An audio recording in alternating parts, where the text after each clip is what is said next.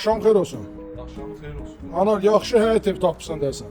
Özdə çox münasib. Harda deyir qardaş? Qaraçlu, əziz qardaşım, Suraxanı yolu, köhnə ATV, Kraskazalov tərəfi.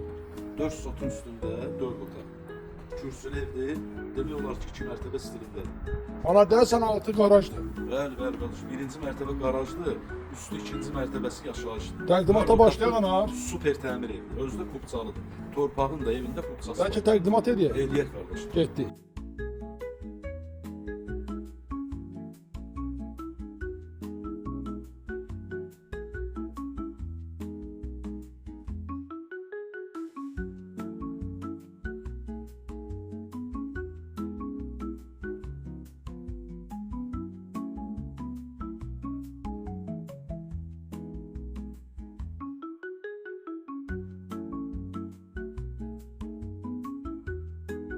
Onun qiymətinə də Anar.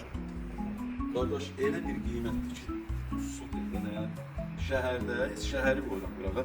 Razində, Qaraçuqurda 3 otaqlı bina evinin qiyməti var. 188 min manatdır. Super. 4 sotun üstündə qardaş. Qarajda altın göstərir. Qaraj, əlavə köməkçi otaqlar, çöldə də sanuzel, sanitar boşaq nəzərdə tutulur. Hazırda bir dənə qalır aksesuarları quraşdırmaq. İndi için göstərəcəm dostlar. 188 min manat. Super təmir.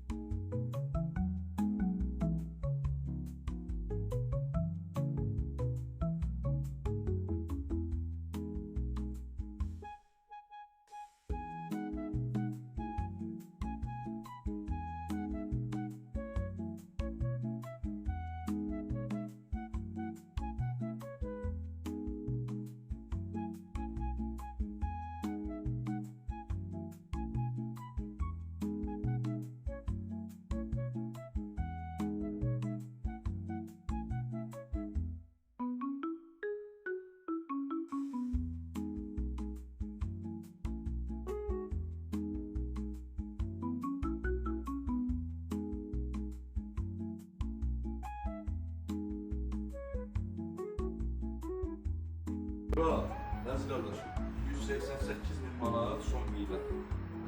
Real alıcı pulu qoysun cibinə inşallah, Allah xeyir versin. Gəlsin, birbaşa nota olsun. Sənədlər hamısı qaydasındadır. Gözləyirəm dostlar.